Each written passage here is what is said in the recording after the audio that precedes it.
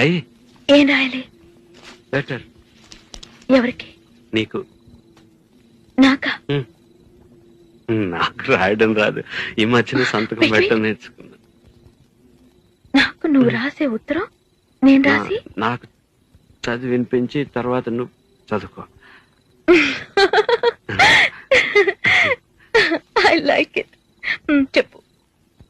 నేను ఊహించుకుంటే కవిత మనసులో వరదలా పొంగుతుంది, కానీ అదంతా రాయాలని కూర్చుంటే అక్షరాలే మాటలే. ఊహలన్నీ పాటలే కనుల తోటలో, అదే తొలి కలల కవితలే మాట మాటలో. అదే బ్రహ్మాండం. కవిత కవిత పాడు. కమ్మని ఈ ప్రేమ లేఖనే రాసింది హృదయమే, ప్రియతమా నీ వచట కుశలమా నే నిచటకు